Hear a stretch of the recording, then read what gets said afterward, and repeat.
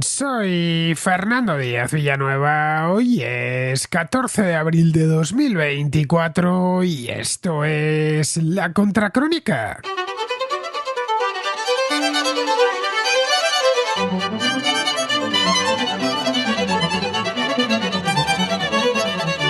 Bienvenidos a la contrarréplica después de 2 semanas sin contrarréplica porque la semana pasada no pude hacerla. Estuve el día que yo hago la contrarréplica, que es el sábado, estuve de visita en una ciudad magnífica, pequeñita, más que ciudad, un pueblecito, aunque eso sí, tiene categoría de ciudad, llamada Ili. Eso sí, la primera I no es una I, es una E. Una de España, vamos, Eli con Y al final. Tenéis el vídeo que hice, que estuve con unos cuantos contraescuchas, todos magníficos, que viven allí en Inglaterra, y aprovechando que estaba por allí, bueno, ya había quedado con ellos en diciembre, y volvimos a quedar y me llevaron, en su coche me llevaron a Ely, estuvimos comiendo, visitando su catedral, que es magnífica, vimos también la casa de Oliver Cromwell, en fin, un lugar realmente bonito, está en el corazón mismo de Anglia, la Inglaterra más profunda. Pues nada, como pasé el día allí con este grupo de contraescuchas, no pude hacer la contrarréplica. Eso sí, os hice un vídeo que sé que muchos de vosotros ya habéis visto porque lleva, pues eso, más de una semana subido a mi canal de YouTube, a Díaz Villanueva. Pero hoy volvemos con ella, a pesar de que he tenido que hacerla un poco sobre deprisa y corriendo, ya que he estado en Málaga, he ido a dar una charla junto a Jano García y nada, he vuelto, ha sido bajarme de la estación de Atocha, correr en el metro hasta casa para preparar la contrarréplica de este domingo, porque el próximo voy a estar también con contraescuchas, también de viaje, esta vez no en Inglaterra sino en Turquía, y no voy a poder hacerla porque estaré, pues no sé dónde, pero en algún lugar de la costa del Egeo, que vamos a visitar ruinas, las de Éfeso, bueno, vamos a pasar también a Grecia, a la isla de Samos, este viaje que organizamos ya hace unos meses y que se llenó rápidamente, así que como no quería dejar tanto tiempo sin contrarréplica, he preferido correr para tener lista la de este 14 de abril. Bien, si queréis participar, vamos a meternos con los temas que traigo hoy, temas importantes y temas interesantes. Siempre lo son, pero hoy hay un tema de la energía nuclear del que se habla bastante en España últimamente, porque en España quieren ir cerrando todas las centrales nucleares, como bien sabéis, a lo largo de los próximos años, y hay cierto debate. No debate político, y es una pena, pero sí debate intelectual y debate económico sobre esta medida. Esto lo vamos a ver a continuación, pero antes os voy a dar el número de WhatsApp de la contrarréplica, y bueno, de la contra en general, porque es el mismo para todo. Es el 690-827909, ya sabéis, 34 delante, y para estas notas de voz, es una nota de voz, no me escribáis el mensaje a mano, porque yo no lo voy a leer, bueno, lo voy a leer en voz baja, pero no voy a reproducirlo aquí en la radio, tratando de imitar la voz del contraescucha. Os podéis imaginar, tenéis que grabarlo vosotros, que los móviles hoy graban muy bien, me lo dejáis enviado, y yo ya pues cuando llegue su momento lo paso por el programa. Si es un tema así más de fondo, me lo dejo para los domingos. No todos los domingos son como estos de marzo-abril, que ya sabéis que tengo muchos viajes. Lo normal es que esté en mi estudio en Madrid y que pueda ir haciendo las contrarréplicas de manera regular, pero de vez en cuando, especialmente en la primavera, me lían con muchos viajes. También es cierto que yo los muevo hacia la primavera porque no me gusta mucho viajar en invierno, en tanto que hace mucho frío. Bien, 690-827909, 34 delante, y la duración del mensaje pues que ronde los, no sé, 1, 2, 3 minutos aproximadamente. Bien, dicho esto, pasamos ya a la contrarréplica.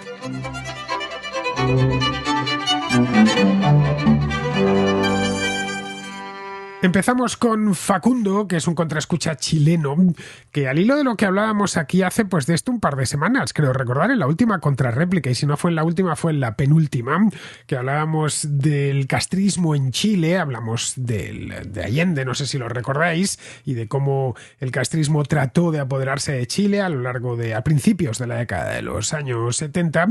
Bien, pues de lo que nos habla Facundo es de las intentonas que tuvo también el castrismo en su momento para hacerse con los vecinos de Chile, es decir, con Argentina. Vamos a escuchar a Facundo. ¿Qué tal, Fernando y todos los escuchas de la Contracrónica, o la Contra en general?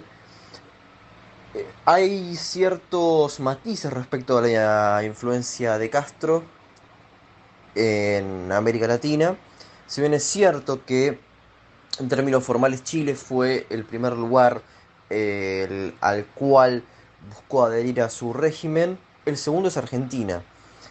Y hay pruebas de esto que son más que claras respecto a lo que fue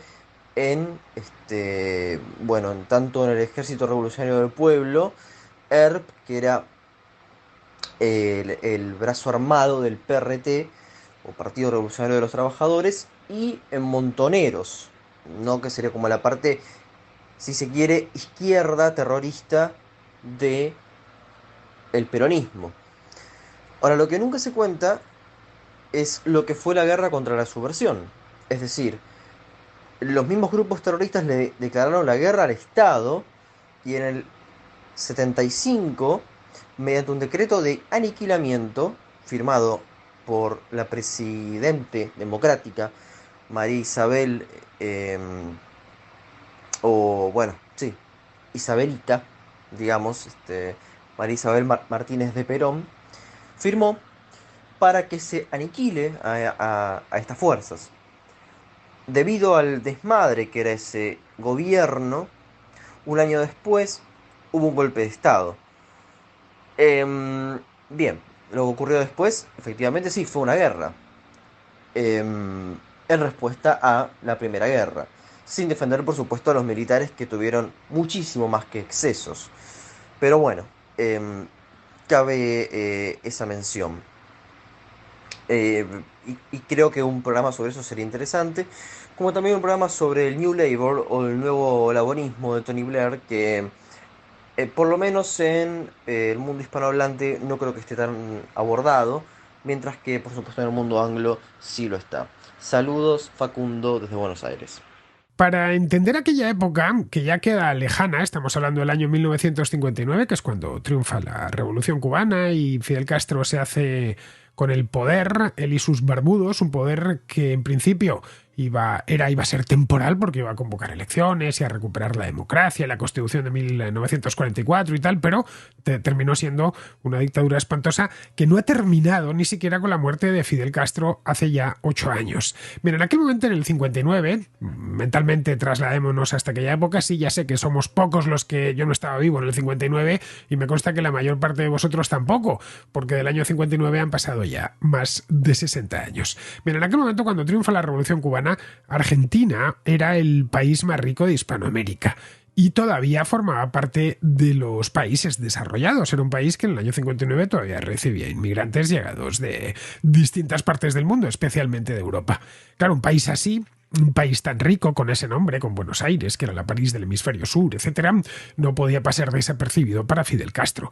Más aún cuando uno de sus comandantes, de los principales, al nivel de su propio hermano, de Raúl Castro, de Cienfuegos, pues al nivel máximo, la cúpula del poder castrista, había un argentino. Estaba Ernesto Guevara, es decir, el Che Guevara, que era argentino de nacimiento y que, como es natural, pues quería exportar la revolución a su país natal.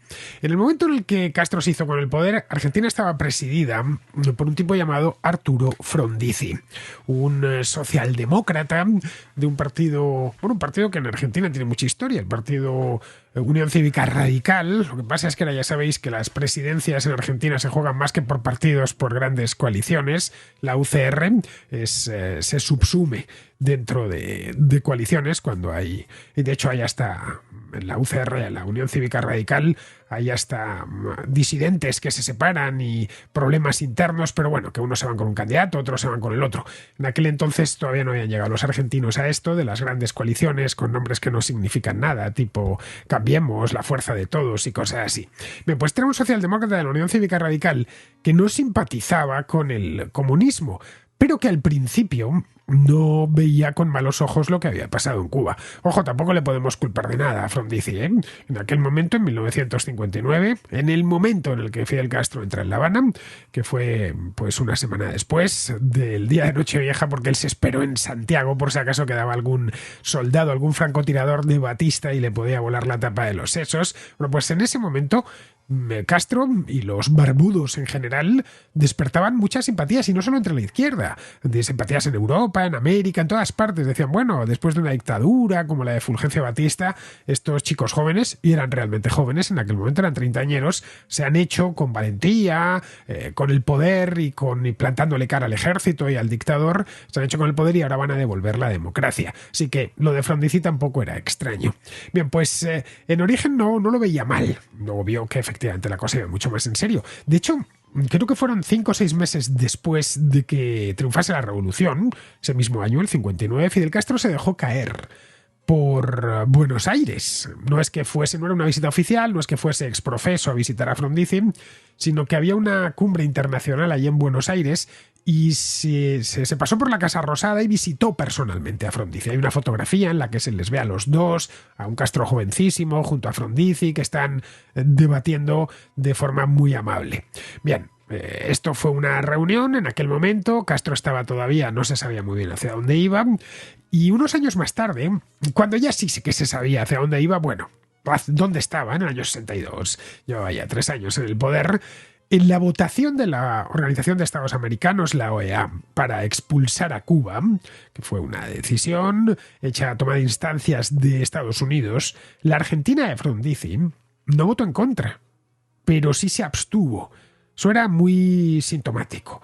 Por aquel entonces, Frondizi sabía, por supuesto, que Castro era comunista y que había alineado Cuba con el bloque del Este. Ese mismo año, el mes de octubre, lo de la expulsión de la OEA creo que fue el mes de enero, pues cuando se produjo la famosa crisis de los misiles.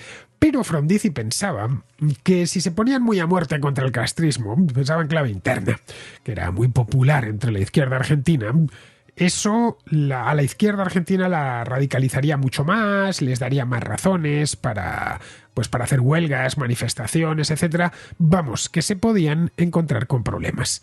Bien, la verdad es que con o sin oponerse a ello, a lo largo de los años 60, la izquierda argentina se radicalizó muchísimo. Esto no fue una cosa exclusiva de Argentina, sucedió en todos los países de Hispanoamérica y también de Europa. Fue esa izquierda revitaminada de los años 60, que en Europa rompió en el mayo del 68, etcétera, pero los años de plomo posteriores ya en Italia, donde hubo también muchísimo movimiento de extrema izquierda. Buena parte de nuestra izquierda actual viene de entonces, no es la izquierda de 1917 y la Revolución de Octubre, sino la izquierda de los años 60, la izquierda contracultural y demás. Bien, en aquel momento, la izquierda argentina, insisto, todavía era un país del primer mundo, un país en el que por supuesto, todas las repúblicas hispanoamericanas se miraban, como algún día, quién sabe, si nos esforzamos mucho llegaremos a ser como Argentina. Bien, esto es la Argentina de... Ya veis, esto nos puede sorprender ahora y pensar que es algo que nunca ha sucedido, pero sí, sucedió. Hubo un momento en el que todo el mundo miraba a Argentina buscando ejemplo, buscando una referencia. Hoy ya sabemos que no es así, pero en aquel entonces, y por eso es importante entender las cosas cuando se producen, sí que era así. Bien, pues en aquel entonces estaba todo muy radicalizado, toda la izquierda. En el caso de Argentina tenían además un referente directo que les tocaba personalmente, en la fibra, más sensible, que era el Che Guevara.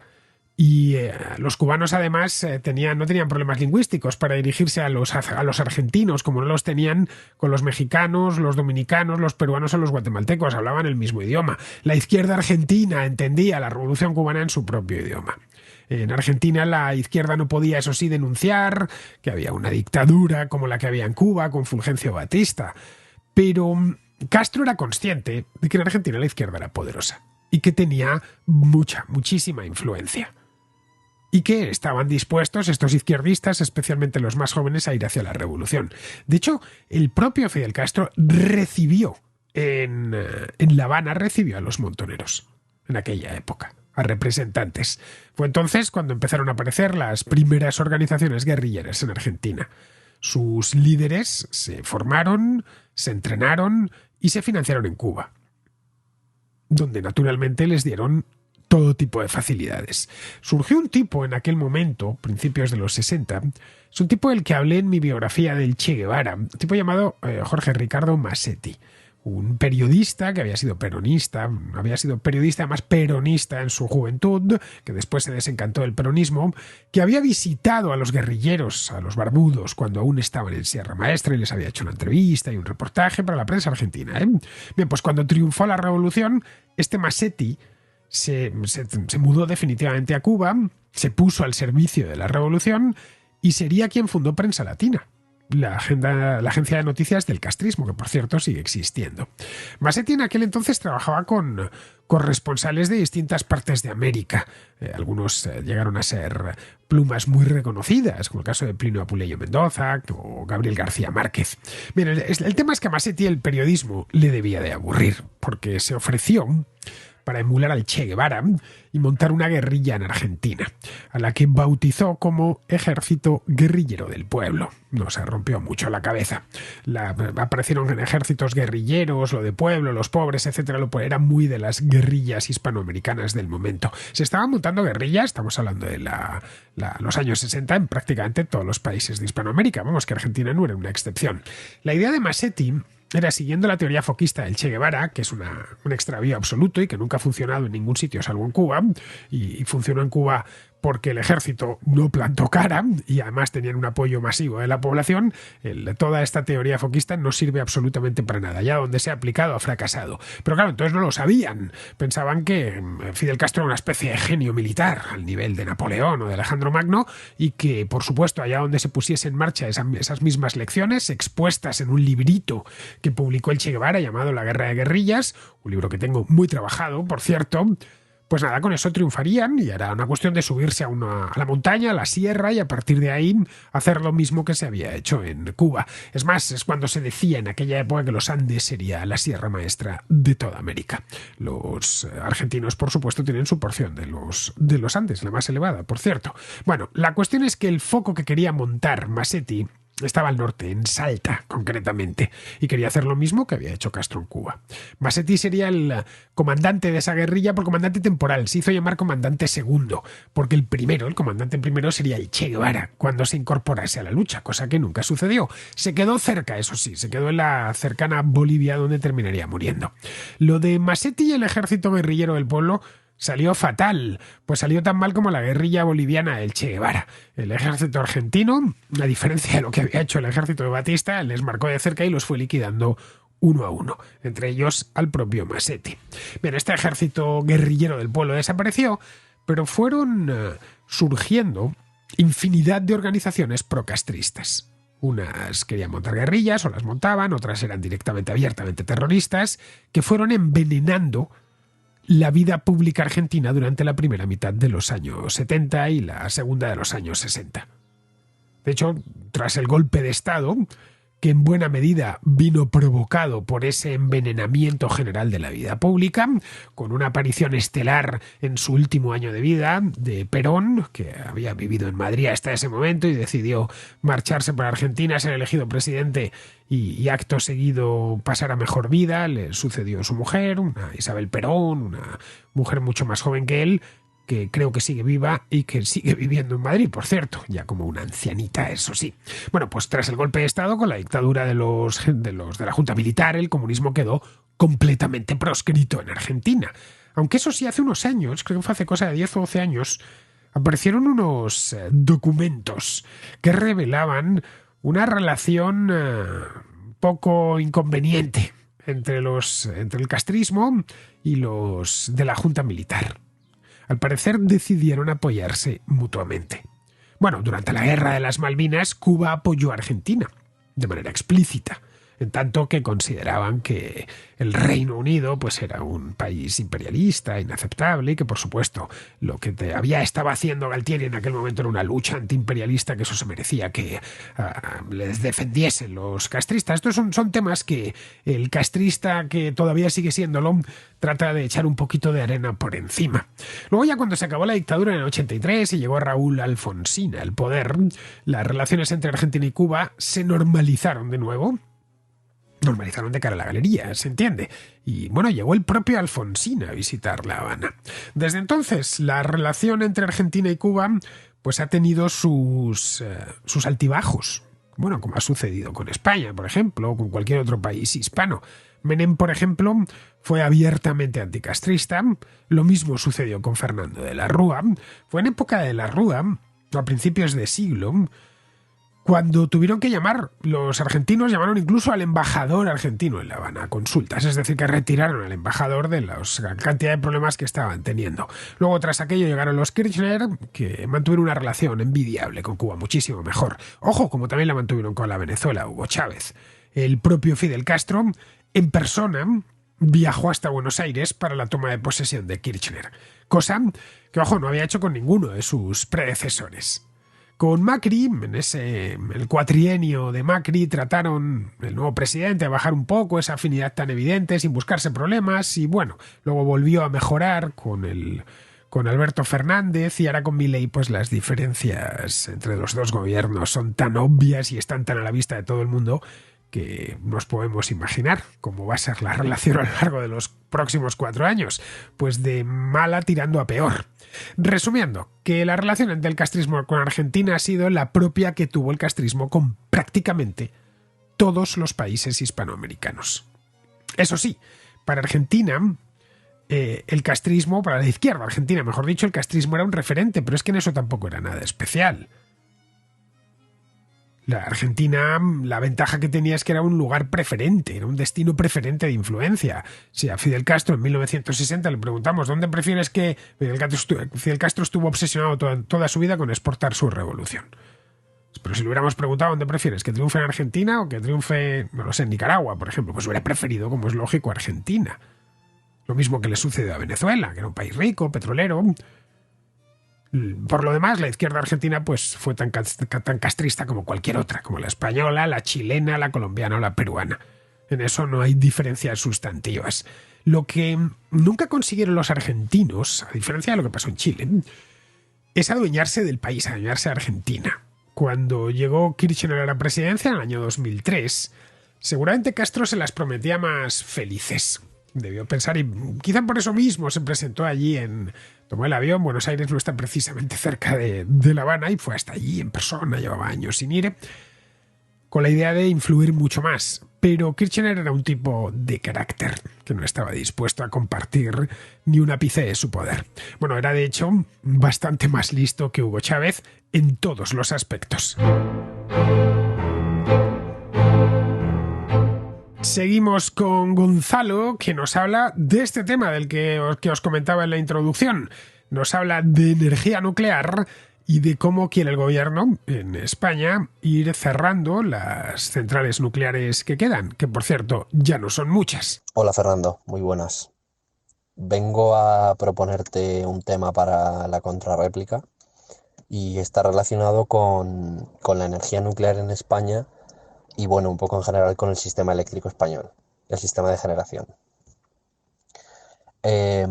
Bueno, yo soy un fiel partidario del uso de energía nuclear en nuestro sistema eléctrico, en otros también, pero bueno, en este caso estoy ceñido al sistema español, en cuanto a que creo que el mejor sistema eléctrico de generación de energía en un futuro es un sistema mixto entre energías renovables, ya sea eólica, solar o hidroeléctrica,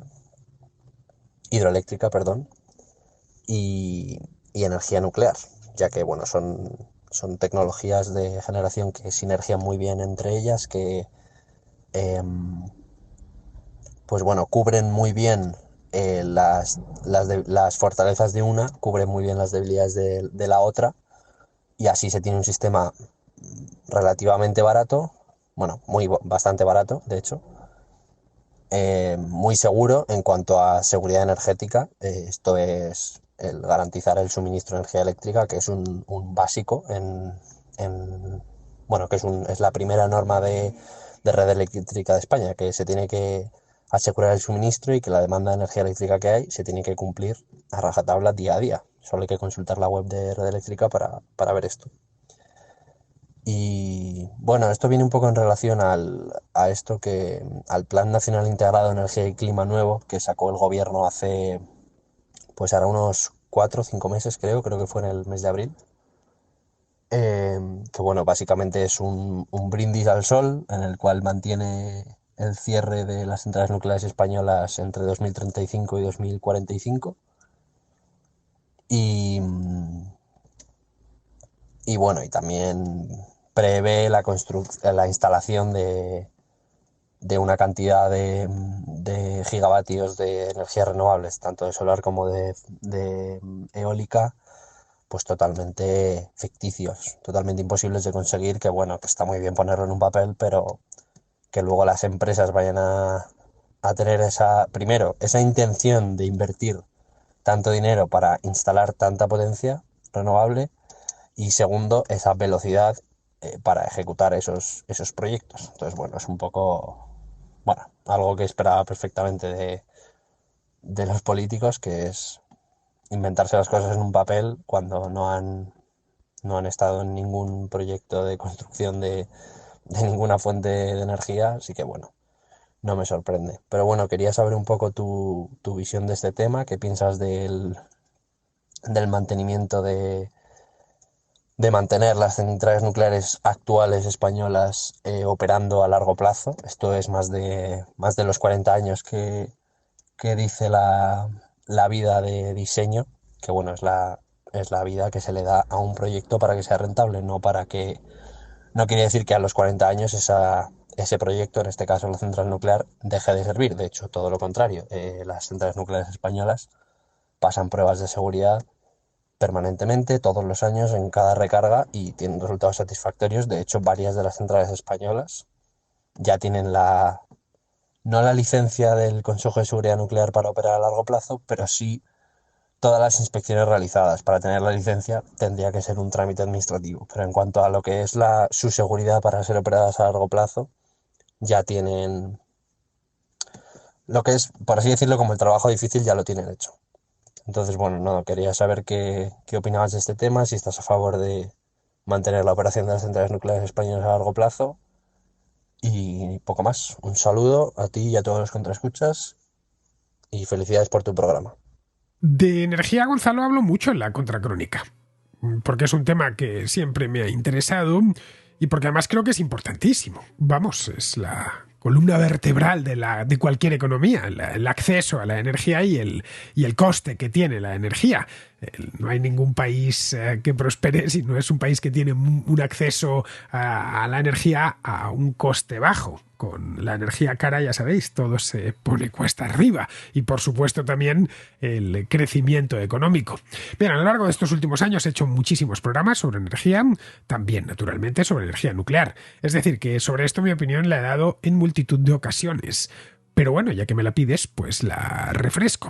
A ver, yo soy partidario de la energía nuclear porque permite generar mucha electricidad a un precio muy bajo y de forma muy concentrada, es decir, ocupando muy poco espacio. Vamos, que con muy pocas centrales puedes generar la electricidad que consumen millones de personas y de empresas. Todo sin emisiones contaminantes y ni emisiones de CO2. Lo separo, lo de emisiones contaminantes y de CO2, porque es que el CO2 no es un contaminante. El CO2 es lo que estoy echando yo por la boca ahora mismo, lo que las plantas echan por la noche. El CO2 no es un veneno, a pesar de que lo han demonizado de esta manera de un tiempo a esta parte, pero las emisiones contaminantes sí existen. Esto, lo que echan los vehículos por el tubo de escape o las fábricas por la chimenea, esa es la razón por la que hay que poner catalizadores y filtros. Bien, en el caso de las centrales nucleares, lo único que sale, su único escape es vapor de agua. Y luego, además de eso, tiene mucha seguridad de suministro. Su problema principal son los residuos nucleares, pero no existe forma de generar energía que no tenga, no sé cómo llamarlo, una cara B, o no tenga un inconveniente. En el caso de la energía nuclear, la cara B, el inconveniente son los residuos nucleares, al menos hasta que se consiga la energía nuclear de fusión, que como bien sabes no deja residuo alguno, pero el resto de formas de generar energía eléctrica tienen también cara B, tienen también sus partes inconvenientes, ya porque ocupen mucho espacio, ya porque generan emisiones contaminantes por las chimeneas, ya porque acceder al combustible que se quema es complicado, en fin, no hay ningún sistema de generación perfecto. Evidentemente es imposible abastecer a un país entero y más a un país grande como es España solo con energía nuclear. Vamos, que ni siquiera los franceses llegan a eso y viven, ya sabes, muy centrados en sus centrales nucleares. Para complementar la energía nuclear, la renovable, como bien apuntas, es muy buena idea. Por renovable hay que entender eólica, solar e hidráulica. Luego hay otro tipo de renovables, biomasa, etcétera, pero las tres grandes son esas. En España están las tres muy bien desarrolladas. Tampoco está de más, si quieres tener un mix lo más completo posible, contar con algunas centrales de ciclo combinado para garantizar que el sistema pueda atender la demanda en todo momento. Porque, como bien has dicho, una de las órdenes, la orden escrita en letras de oro de las compañías eléctricas es que nunca falle el suministro. Y en España podemos decir que es cierto, es muy raro que se vaya la luz. Y si se va la luz es porque están haciendo una obra en la esquina o porque se ha caído, qué sé yo, una subestación y se han quedado unas calles a oscuras, pero no es lo habitual. Yo he vivido fuera de España y sé lo que es que se te vaya la luz, si no todos los días, y prácticamente todos los días, o que en cuanto empieza a llover sabes que vas a tener tus cortes. Bien, esto en España, y de verdad lo digo, llevo toda la vida aquí, no lo he padecido nunca, ni de niño, ni de joven, ni ahora que soy mayor, nunca. En España las empresas eléctricas, si el sistema está bien construido, tiene sus redundancias, etcétera. Red Eléctrica Española tiene bien mallado el país, hay una capacidad de generación muy grande. Yo me puedo quejar de que es cara, pero no de que falle el suministro. Bien, pues la energía nuclear te da mucha seguridad de suministro. La energía de ciclo combinado también. La eólica, solar e hidráulica no tanto.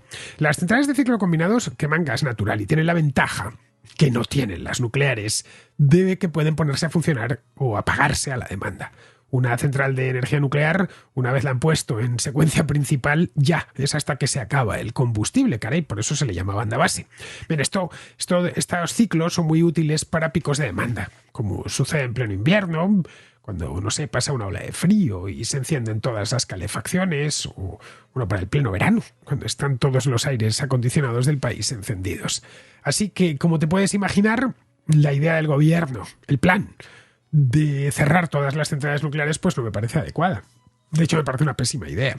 Y vamos, es algo que creo que comparto con muchísimos de mis compatriotas. Mira, Alberto y yo el otro día, cuando íbamos hacia Sevilla en el tren, y no veíamos más que huertos solares, uno tras otro, casi todos hechos en los últimos 2-3 años. Desde Madrid a Sevilla, ojo, que no estamos hablando de algo que esté aquí al lado, a lo largo de 3 comunidades autónomas, tal, y venga, huertos solares y más y más. Esos huertos solares, por su ubicación, en La Mancha o en la propia Andalucía, deben de tener una productividad muy alta, ya que la mitad sur de la península es, bueno, con diferencia, la más soleada del país.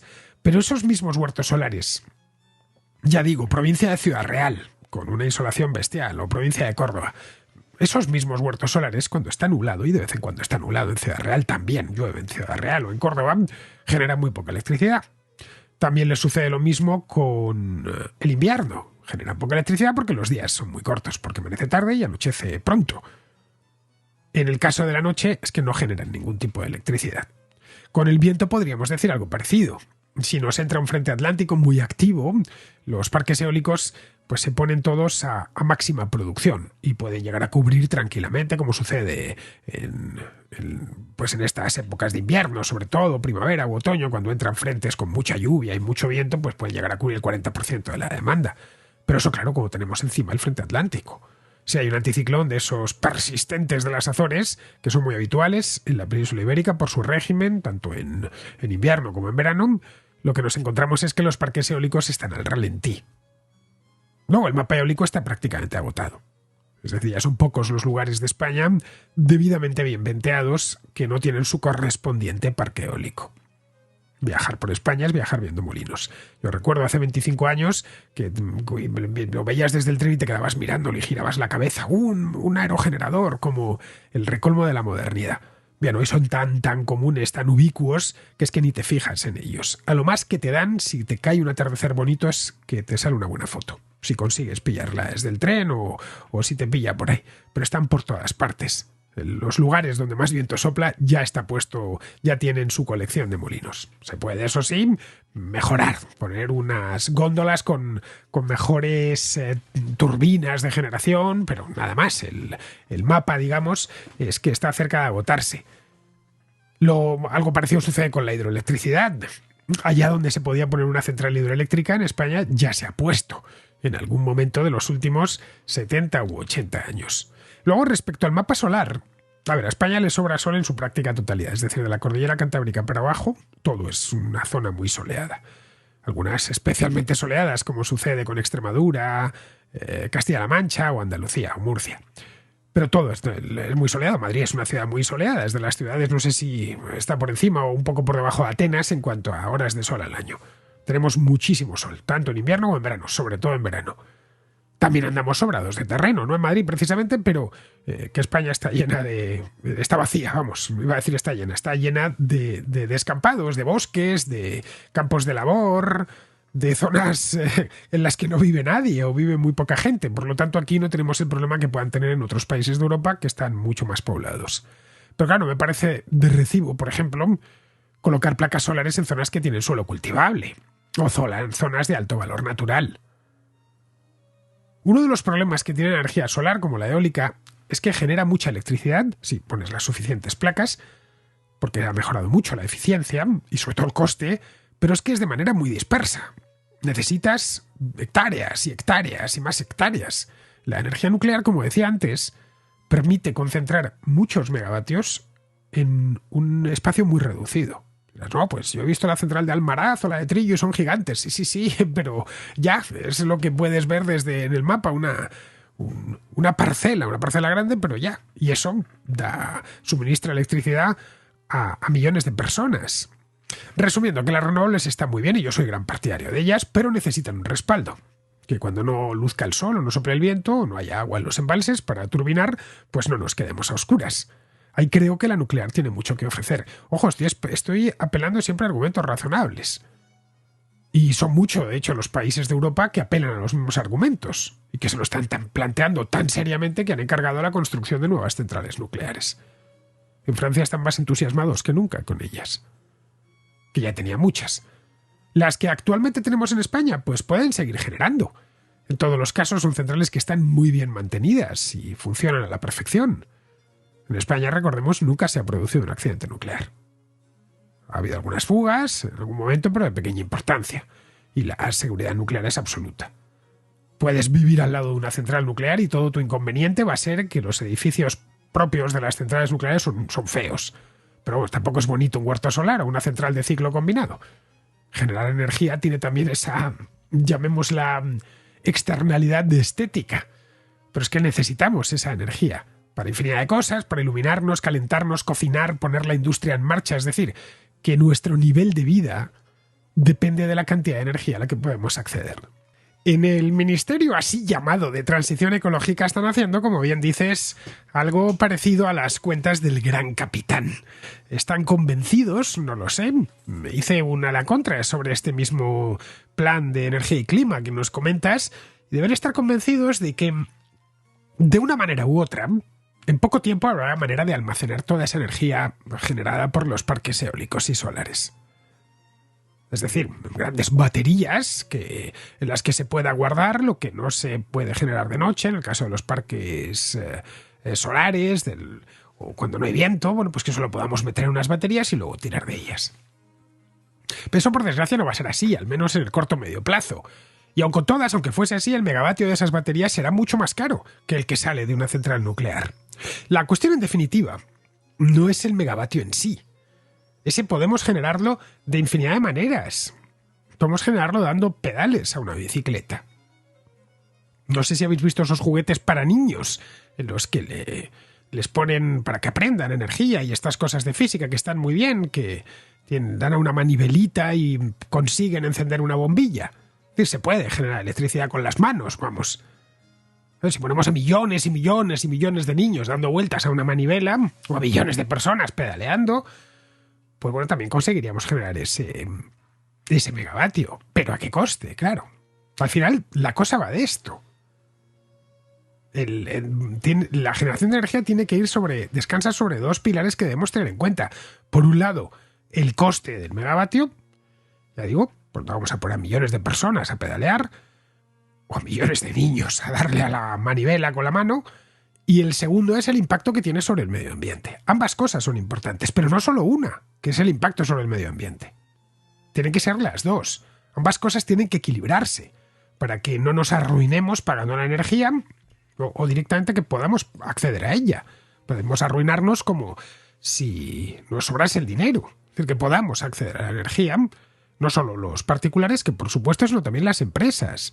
Una energía barata atrae inversión, atrae empresas, fábricas, naves industriales, de todo.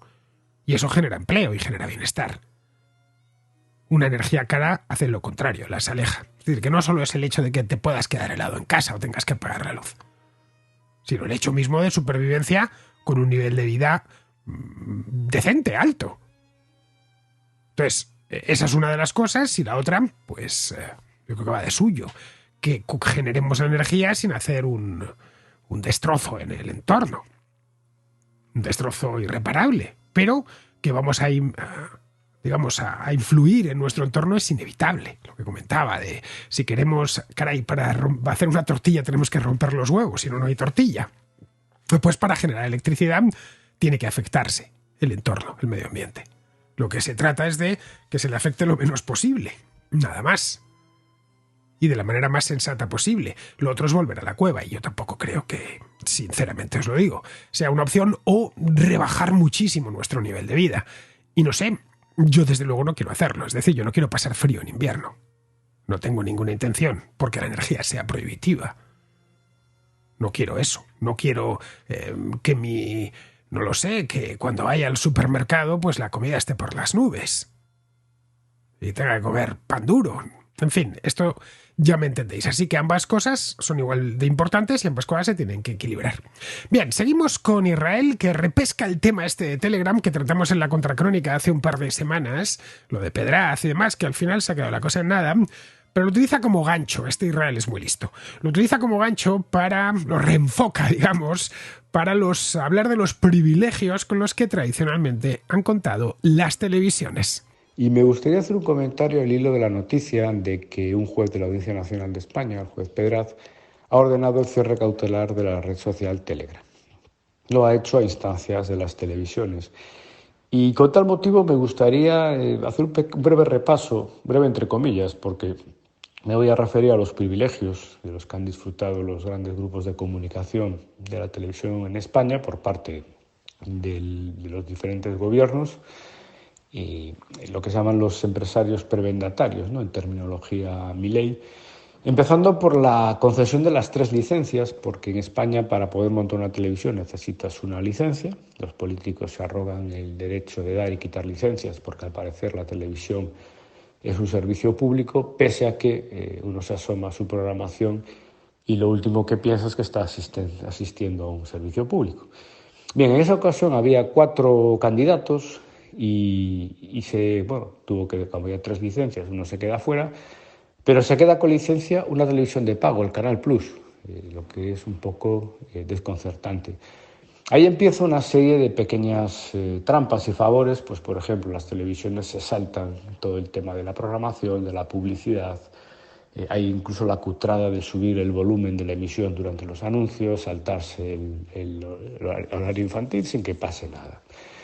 Después había pequeños actores cuando llega la TDT que intentan hacer, mancomunando la publicidad, hacer frente a los grandes grupos.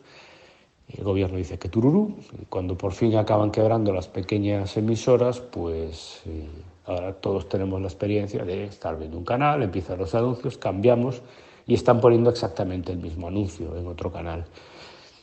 También se dio el caso de que había 3 licencias. Cuando Roures quiere poner su canal, La Sexta, pues el gobierno descubre que 3 para garantizar la pluralidad es poco, que hacen falta 4. Viene la crisis, se fusionan 4 y Telecinco y las autoridades de competencia la aprueban, pese a que nos han dicho que 3 son poco, que hacían falta 4. Pero no contentos con eso, cuando se fusiona La Sexta y Antena 3 y pasamos de 3 actores a 2, pues lo mismo. Aquí sí se quejó competencia, pero en el mes de agosto las autoridades del PP autorizan la fusión. Si al final resulta que una empresa quebraba, quedaba bueno, que habría quedado la licencia vacante por si otra empresa quería echar a rodar un proyecto televisivo, pero no, se reduce el número de licencias para que todo quede en manos de un duopolio que actualmente detenta pues, los 16 canales privados a nivel nacional de la TDT. Se reparte entre dos empresas. Como alguien llegó a la conclusión de que esta tomadura de pelo pues, no era suficiente, cuando viene la pandemia, pues nada, a inyectar dinero público, varias decenas de millones de euros, por las buenas, porque los motivos se podrían sintetizar en por las buenas, en las dos empresas del monopolio televisivo.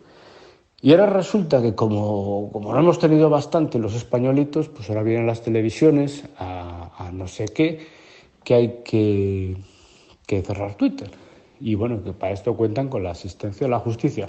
Justicia que cuando fue el momento de la fusión de Antena 3 con La Sexta, bueno, pues una de las pequeños canales, creo que fue Intereconomía, pues acudió a la justicia a denunciar pues que se estaba vulnerando el derecho a la competencia. Comienza un sumario interminable, al mejor estilo Pujol, que la empresa pues no pudo aguantar, quebró antes, y bueno, intentó negociar una salida y poco más. Es curioso porque una de las medidas que habían solicitado los querellantes era una suspensión cautelar de la fusión de Antena 3 y La Sexta, hasta que el tema se aclarara.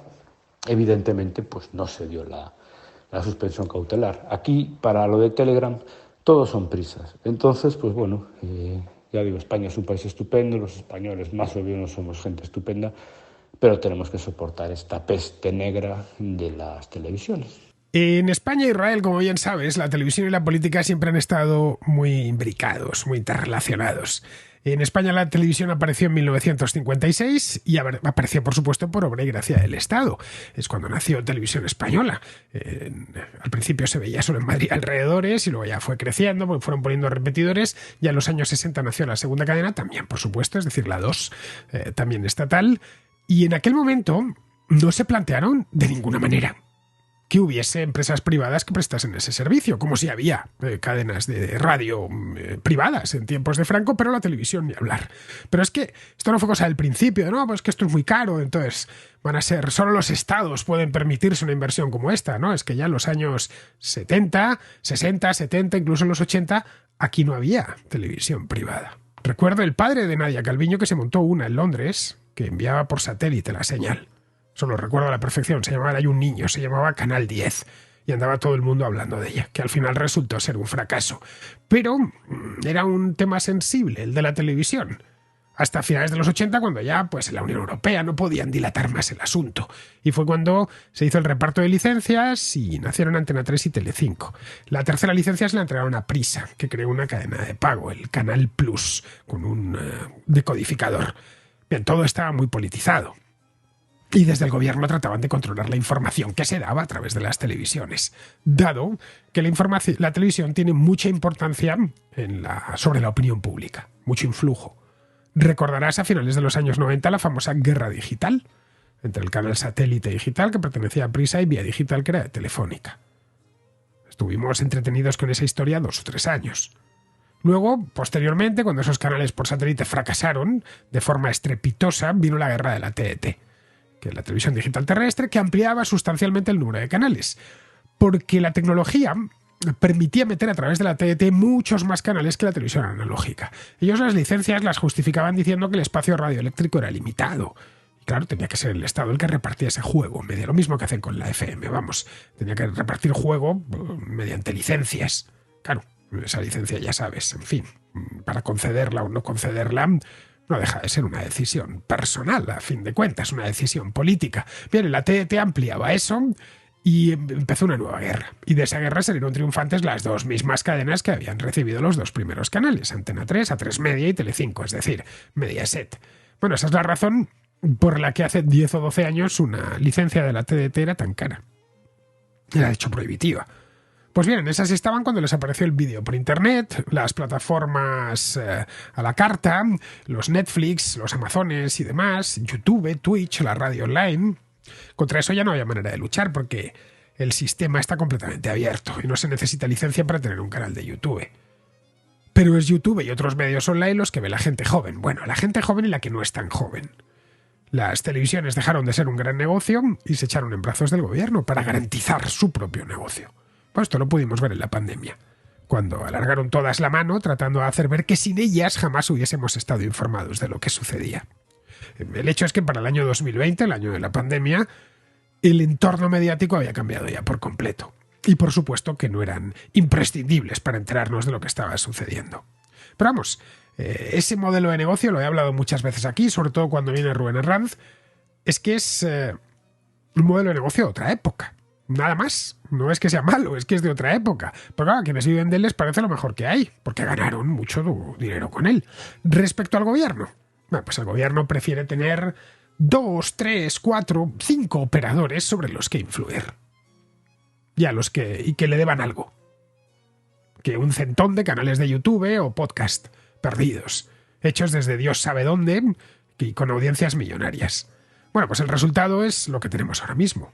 Unas empresas que empiezan a ver difícil cómo ganar dinero con su negocio y un gobierno desesperado que no sabe qué hacer para que la gente vea la televisión, especialmente la pública. Pero vamos, ni con esas. Bien, queridos, no me entra ya una cuarta, es una pena, porque sabía yo que la cosa iba para largo. Entre lo del castrismo y luego lo del tema nuclear, sabía que se me iba la contrarréplica. Espero que haya sido de vuestro agrado, eso sí, y yo, bueno, pues me despido de todos vosotros. Hasta mañana.